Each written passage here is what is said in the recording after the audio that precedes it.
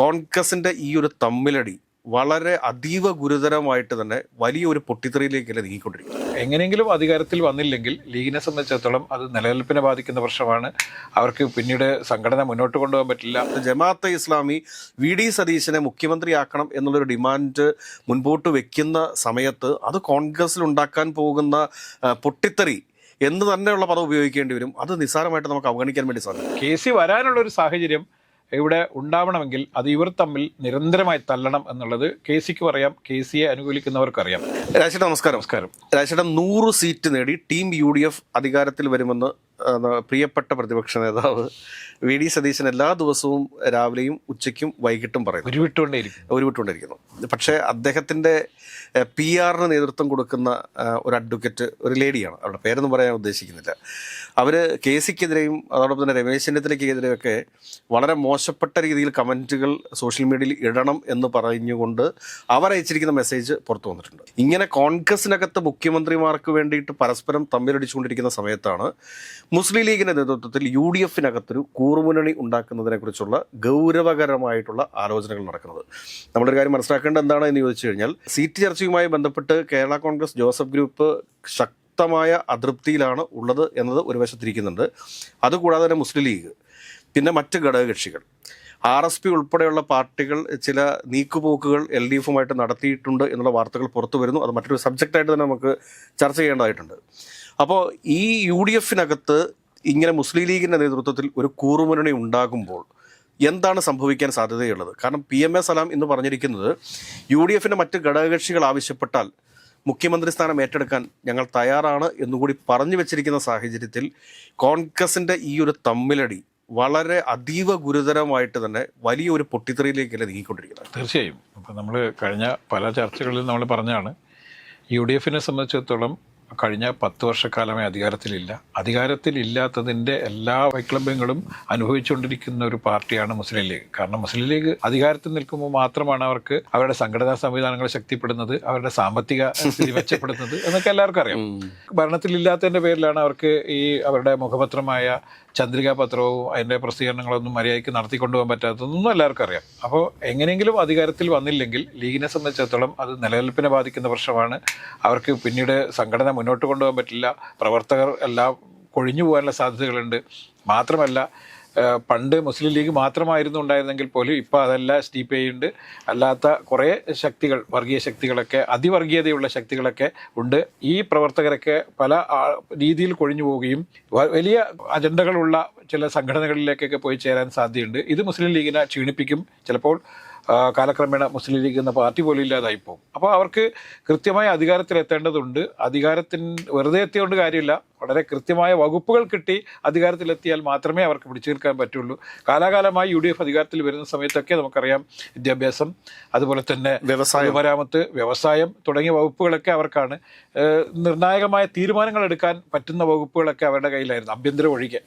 അപ്പോൾ ഇത്തവണ ചിലപ്പോൾ ഇത്തരത്തിൽ കോൺഗ്രസ് ഈ തമ്മിൽ തല്ലി അധികാര തർക്കത്തിൽ വലിയ പ്രതിസന്ധിയിലായി കഴിഞ്ഞാൽ സ്വാഭാവികമായും ലീഗിൻ്റെതായ ചില നിലപാടുകൾ പ്രഖ്യാപിക്കും. ലീഗ് മാത്രമായിരിക്കില്ല, നേരത്തെ CV പറഞ്ഞതുപോലെ തന്നെ RSP കൂടി ഉണ്ടാവും, അതുപോലെ തന്നെ കേരള കോൺഗ്രസ് ജോസഫ് ഗ്രൂപ്പ് കൂടി ഉണ്ടാവും, ചിലപ്പോൾ CMB പോലും കൂടെ നിന്നു എന്ന് വരും. ഇങ്ങനെ വന്നാൽ ലീഗിനത് വലിയ രീതിയിൽ ഒരു നിർണായക ശക്തിയായി ലീഗ് മാറും എന്നുള്ള കാര്യത്തിൽ ഒരു സംശയമില്ല. കാരണം എല്ലാ ഘടകകക്ഷികളും ഒരുമിച്ച് നിൽക്കുകയും ഒരുപക്ഷെ കോൺഗ്രസിലെ ഒരു വിഭാഗം, കോൺഗ്രസിൽ 3 വിഭാഗമുണ്ട്, അതിലൊരു വിഭാഗവും ലീഗിനെ സപ്പോർട്ട് ചെയ്താൽ ലീഗ് കൂടുതൽ ശക്തിപ്പെടുന്ന കാഴ്ചയ്ക്ക് നമ്മൾ കാണേണ്ടി വരാം. അവർ ഈ ഒരു നിർണായക ശക്തിയായി മാറിക്കഴിഞ്ഞാൽ ചിലപ്പോൾ, ഇപ്പം അവർ നേരത്തെ ഉപമുഖ്യമന്ത്രി സ്ഥാനത്തിനൊക്കെ നമുക്ക് സാധ്യതയുണ്ടെന്നും, എന്നാൽ ലീഗ് ഇപ്പോൾ അത്തരത്തിലുള്ള ഒരു ചർച്ചയിലേക്കൊന്നും പോകുന്നില്ല എന്ന് പറഞ്ഞ് അവിടെ വെച്ചേക്കുവാണ്. പക്ഷെ PMA സലാമിൻ്റെ ഇന്നത്തെ ഒരു പ്രസ്താവനയിൽ നമ്മൾ കൂട്ടി വായിക്കേണ്ടത്, കോൺഗ്രസ് പ്രതീക്ഷിക്കുന്ന ഒരു സീറ്റിലേക്ക് കോൺഗ്രസ് ഒറ്റയ്ക്ക് വന്നില്ലെങ്കിൽ തീർച്ചയായും ഘടകകക്ഷികളുടെ തീരുമാനം നിർണായകമായിരിക്കും. അങ്ങനെ വന്നാൽ ലീഗ് വരച്ച വരിയിൽ കോൺഗ്രസിനെ നിർത്തിക്കും.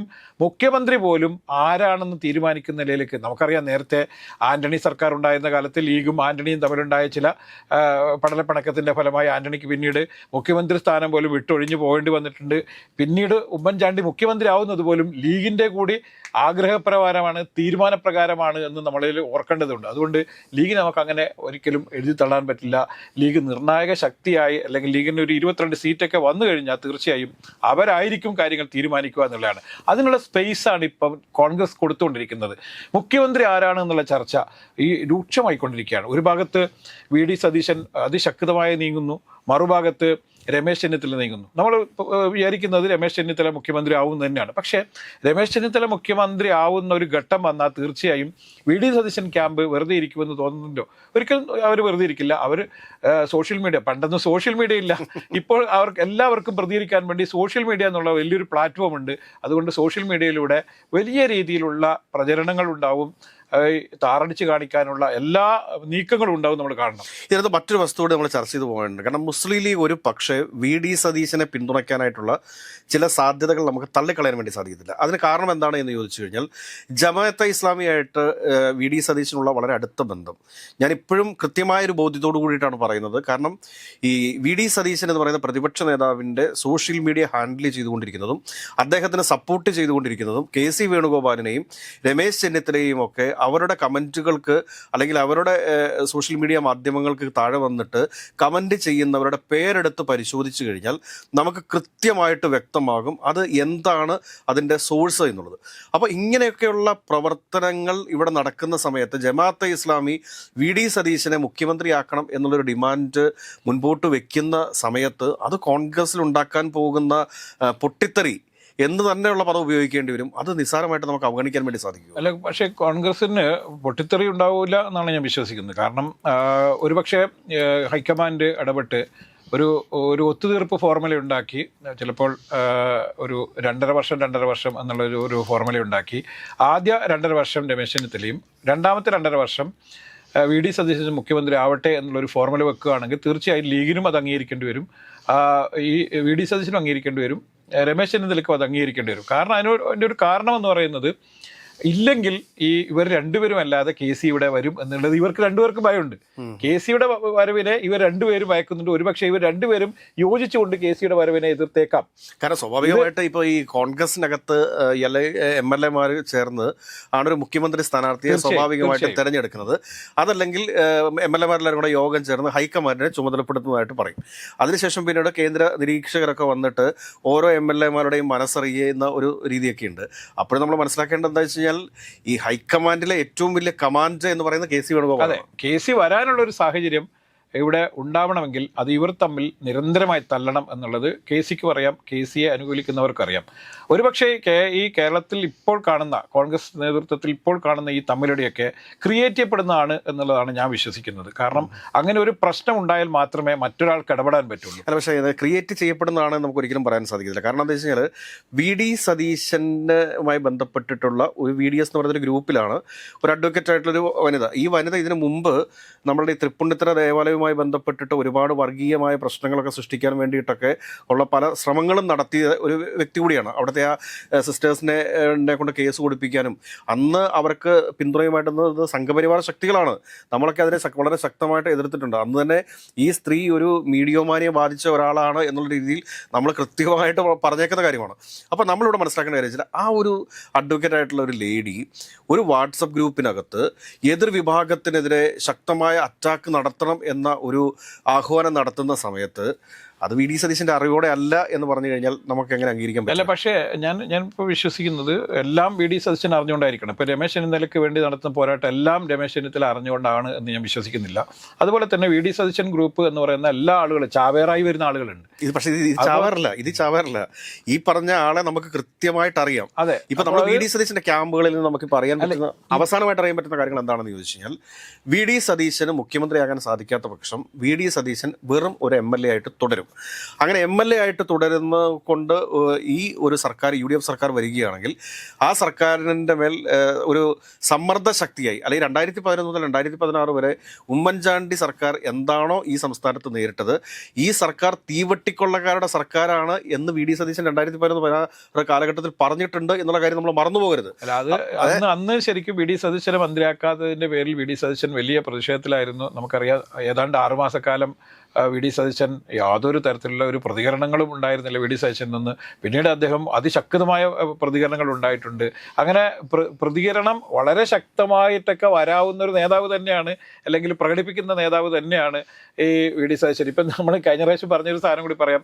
കഴിഞ്ഞ 5 വർഷക്കാലമായി അദ്ദേഹം പിണറായി വിജയനെതിരെ നടത്തിയ ചില ഈ പോരാട്ടങ്ങളിലൂടെ അദ്ദേഹവും ഒരു പകുതി പിണറായിയായി മാറിയിട്ടുണ്ടെന്നും അതുകൊണ്ട് ചിലപ്പോൾ വളരെ ശക്തമായ ചില തീരുമാനങ്ങളൊക്കെ വി ഡി സതീശൻ സ്വീകരിച്ചുകൂടായില്ല എന്നുള്ളത് നമ്മളിൽ കാണുന്നത്. വി ഡി സതീശന്റെ അടുത്ത് പരിശോധിക്കുന്ന സമയത്ത് വി ഡി സതീശന്റെ കൂട്ടത്തിൽ ആത്മാർത്ഥമായിട്ട് നിൽക്കുന്ന 2 പേര് മാത്രമാണുള്ളത്. ഒന്ന് കൊച്ചിയിൽ നിന്ന് മത്സരിക്കുന്ന മുഹമ്മദ് ഷിയാസ്, 2 പൊന്നാനിയിൽ നിന്ന് മത്സരിക്കുന്ന നൗഷാദ് അലി.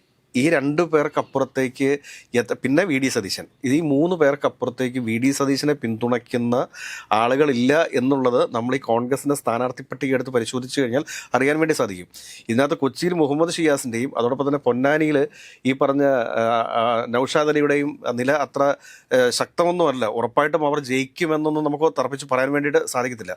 എന്നാൽ അതേസമയം രമേശ് ചെന്നിത്തല അനുകൂലിക്കുന്ന അനേകം ആളുകൾ ഇപ്പോൾ എറണാകുളത്ത് തന്നെ എടുത്ത് പരിശോധിക്കുന്ന സമയത്ത് ടി.ജെ. വിനോദും അൻവർ സാദത്തും ഉൾപ്പെടെയുള്ള ആളുകളൊക്കെ രമേശ് ചെന്നിത്തലയ്ക്ക് വേണ്ടിയിട്ട് വളരെ സ്ട്രോങ് ആയിട്ട് നിൽക്കുന്നതാണ്. അൻവർ സാദത്തൊക്കെ യഥാർത്ഥത്തിൽ ഈ രമേശ് ചെന്നിത്തലയുടെ വളരെ അടുപ്പക്കാരായതുകൊണ്ട് മാത്രം ആലുവയിൽ സീറ്റ് നേടുകയും പിന്നീട് ആ സീറ്റ് നിലനിർത്തുകയും ചെയ്തുകൊണ്ടിരിക്കുന്ന ഒരു MLA ആണ്. അത് തീർച്ചയായിട്ടും അദ്ദേഹത്തിന് രമേശ് ചെന്നിത്തല MLA ഏതെങ്കിലും നേതൃസ്ഥാനത്ത് ഇരിക്കുന്നുണ്ടെങ്കിൽ അദ്ദേഹത്തിന് പിന്തുണച്ചേ പറ്റുള്ളൂ എന്നുള്ള അവസ്ഥയുണ്ട്. അതുപോലെ തന്നെ ഇപ്പോൾ പെരുമ്പാവൂരിൽ നിന്ന് മനോജ് മൂത്തേടൻ എന്ന് പറയുന്ന ആൾ വിജയിക്കുകയാണെങ്കിൽ പുള്ളി നേരെ KC വേണുഗോപാലിനാണ് സപ്പോർട്ട് ചെയ്യുന്നത്. അങ്കമാലിലെ റോജി M. ജോൺ എന്ന് പറഞ്ഞു കഴിഞ്ഞാൽ KCക്ക് പരസ്യമായിട്ടുള്ള പിന്തുണ പ്രഖ്യാപിച്ചിട്ടുണ്ട്.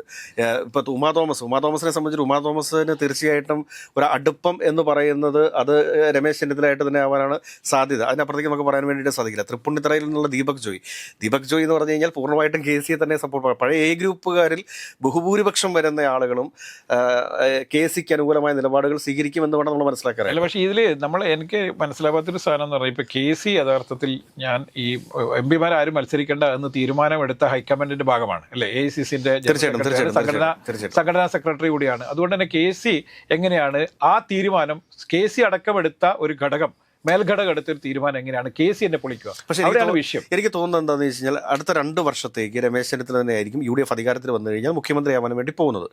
2029 നടക്കാൻ പോകുന്ന ലോക്സഭാ തെരഞ്ഞെടുപ്പ്, ആ ലോക്സഭാ തെരഞ്ഞെടുപ്പുമായി ബന്ധപ്പെട്ടിട്ട് ചില മാറ്റങ്ങൾ വരികയും അങ്ങനെ KC കേരള കോൺഗ്രസിന്റെ ലീഡർഷിപ്പിലേക്ക് തിരിച്ചു വരാനായിട്ടുള്ള സാഹചര്യങ്ങളാണുള്ളത്. ഇപ്പോൾ വെസ്റ്റ് ബംഗാൾ ഇലക്ഷനും തമിഴ്നാട് ഇലക്ഷനും ഒക്കെ ഇതിനകത്ത് പ്രധാനപ്പെട്ട ഘടകമാണ്. വെസ്റ്റ് ബംഗാളിൽ ഏതെങ്കിലും തരത്തിൽ മമതാ ബാനർജിക്ക് അടിപതറുന്ന ഒരു സാഹചര്യം ഉണ്ടായി കഴിഞ്ഞാൽ പിന്നെ ഇന്ത്യയുടെ ഭരണം എന്നുള്ളത് ഇന്ത്യ സഖ്യത്തിനെ സംബന്ധിച്ചിട്ടൊരു ബാലികേറാൻ വലയായിട്ട് മാറും. അല്ലെ, ഇപ്പൊ മമതാ ബാനർജി ഉണ്ടായതുകൊണ്ടും ഇന്ത്യ സഖ്യത്തിന് അങ്ങനെ പ്രത്യേകിച്ച് അങ്ങനെ ഒരു പ്രത്യാശയുണ്ടല്ലോ. കാരണം ഒരു പ്രത്യാശ ഉണ്ടെന്ന് പറയാൻ കാരണം എന്താണെന്ന് വെച്ച് കഴിഞ്ഞാൽ ഇപ്പോൾ ഇന്ന് മമതാ ബാനർജി പറഞ്ഞിരിക്കുന്ന ചില കാര്യങ്ങളുണ്ട്. നമുക്ക് വേറെ സബ്ജക്റ്റായിട്ട് തന്നെ ചർച്ച ചെയ്യാം, പക്ഷേ എന്തെങ്കിലും ഇത് പറഞ്ഞ് അവസാനിപ്പിക്കാം. നമുക്ക് ഈ മമതാ ബാനർജി പറഞ്ഞിരിക്കുന്ന കാര്യം എന്താണെന്ന് വെച്ച് കഴിഞ്ഞാൽ ഡൽഹി പിടിക്കും എന്നാണ് പറഞ്ഞിരിക്കുന്നത്. മമതാ ബാനർജിയെ സംബന്ധിച്ചിട്ട് ഇപ്രാവശ്യം മമതാ ബാനർജി TMCക്ക് ഭൂരിപക്ഷം കിട്ടിയാലും മുഖ്യമന്ത്രിയായിട്ട് വരിക അഭിഷേക് ബാനർജി ആയിരിക്കും.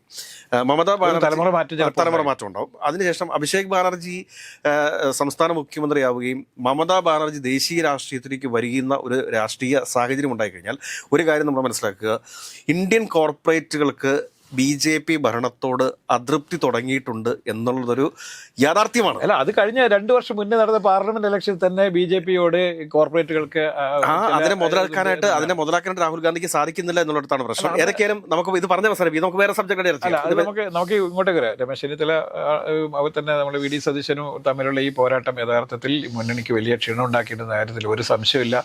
മാത്രമല്ല, നേതാക്കന്മാർ തമ്മിൽ വലിയ രീതിയിലുള്ള ചെരിതിരിവ് ഇപ്പോൾ തന്നെ ഉണ്ടായിട്ടുണ്ട്. ഈ ചെരിതിരിവ് വലിയ ഘടകങ്ങളിലേക്കാണ് പോകുന്നത്. പ്രത്യേകിച്ചിട്ടും മുസ്ലിം ലീഗ് അത്തരത്തിലുള്ള ചില നീക്കങ്ങൾ നടത്തുന്നു, ഒരു കൂർമ്മന ഉണ്ടാക്കുന്നു പറയുന്നത് UDF സംവിധാനത്തിന് തന്നെ കുറച്ചും കൂടി അപകടകരമാണ്. ഇത് വരും ദിവസങ്ങളിൽ ഇനി 4-ാം തീയതി വോട്ടെണ്ണുന്നു.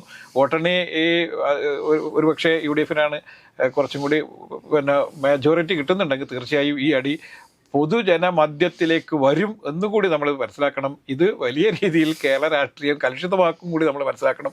അതുകൊണ്ട് ലീഗും അതുപോലെ തന്നെ കോൺഗ്രസിൻ്റെ എല്ലാ ഗ്രൂപ്പുകളും ഇരുന്ന് ഇപ്പോൾ തന്നെ ഇതിനൊരു തീരുമാനം ഉണ്ടാക്കുകയും പൊതുജനമധ്യത്തിലേക്ക് അല്ലെങ്കിൽ ഇത് നാറ്റിക്കുന്ന അവസ്ഥയിലേക്ക് കൊണ്ടുപോകാതെ ഇപ്പോൾ തന്നെ കറക്റ്റായിട്ട് ഇതിനൊരു സെറ്റിൽമെന്റ് ഉണ്ടാക്കി പോയില്ലെങ്കിൽ വലിയ അപകടകരമാണ് എന്ന് തന്നെ നമുക്കിൽ പറയാം. ഇതിനകത്ത് വേറൊരു കാര്യം കൂടെ പറഞ്ഞ് ഇപ്പോൾ അവസാനിപ്പിച്ചേക്കാം. കാരണം എന്താ വെച്ച് കഴിഞ്ഞാൽ ഇതിനകത്ത് ഈ കഴിഞ്ഞ ദിവസങ്ങളിലായിട്ട് രാഹുൽ മാങ്കൂട്ടത്തിന് വേണ്ടിയിട്ട് മുറവിളി കൂട്ടുന്ന കുറേ കോൺഗ്രസ്സുകാരെ നമുക്ക് സോഷ്യൽ മീഡിയ മാധ്യമത്തിൽ കാണാൻ വേണ്ടി സാധിക്കുന്നുണ്ട്. കാരണം ഇതിനകത്ത് കുരുട്ടുബുദ്ധികൾ ഒരുപാട് ആളുകൾ പ്രവർത്തിക്കുന്നുണ്ട്. നേതാക്കന്മാരെ പരസ്പരം തമ്മിലടിപ്പിക്കാൻ വേണ്ടിയിട്ട് ഒരുപാട് ഈ രാജ്മോഹൻ ഉണ്ണിത്താൻ്റെ ഭാഷയിൽ പറഞ്ഞു കഴിഞ്ഞാൽ കോൺഗ്രസിനകത്ത് കടന്നുകൂടിയിട്ടുള്ള ഒരുപാട് ഫ്രോഡുകൾ പരിശ്രമിക്കുന്നുണ്ട്. ആ കെണിയിൽ പോയിട്ട് ഈ പറഞ്ഞ വി ഡി സതീശൻ ഉൾപ്പെടെയുള്ള മുതിർന്ന നേതാക്കന്മാർ വീഴാതിരിക്കട്ടെ എന്ന് പറഞ്ഞുകൊണ്ട് തൽക്കാലത്തേക്ക് അവസാനിപ്പിക്കില്ല. ഞാനീ ഒറ്റൊരു കാര്യം കൂടി പറയാം. ഈ മുതിർന്ന നേതാക്കന്മാർ എന്നുള്ള പ്രയോഗം തന്നെ തെറ്റാണെന്ന് എനിക്ക് പലപ്പോഴും തോന്നിയിട്ട്. കാരണം മുതിർന്ന നേതാക്കന്മാരായിരുന്നെങ്കിൽ ഒരിക്കലും ഇത്തരത്തിലുള്ള കടിപിടി കൂടാനോ അല്ലെങ്കിൽ ഇത്തരത്തിലുള്ള അക്രമം നടത്താനോ ഒരിക്കലും തയ്യാറാവില്ല. ഇതൊരു തരം അക്രമമാണ്. ശരിക്കും പറഞ്ഞാൽ പാർട്ടിയെ നശിപ്പിക്കുന്ന ഒരു അക്രമമാണ്. അതുകൊണ്ട് വി ഡി സതീശൻ 5 വർഷക്കാലം നടത്തിയ എല്ലാ പ്രവർത്തനങ്ങളും എല്ലാ കോൺഗ്രസ്സുകാരും അംഗീകരിച്ചതാണ്. അതുകൊണ്ട് തന്നെ കോൺഗ്രസിൻ്റെ എല്ലാ MLA-മാരും ചേർന്ന് തീരുമാനിക്കട്ടെ. ഇപ്പോൾ ഈ ചർച്ച ഇവിടെ വെച്ച് അവസാനിപ്പിക്കണം എന്ന് പറയാൻ രമേശ് ചെന്നിത്തല തയ്യാറാവണം, അതുപോലെ തന്നെ വി ഡി സതീശൻ തയ്യാറാവണം. എങ്കിൽ മാത്രമേ ഇവർ മുതിർന്ന നേതാക്കന്മാർ എന്നുള്ള പ്രയോഗത്തിന് യഥാർത്ഥത്തിൽ അർത്ഥമുണ്ടാവൂ എന്ന് മാത്രം പറഞ്ഞുകൊണ്ട് നമുക്ക് നിർത്താം.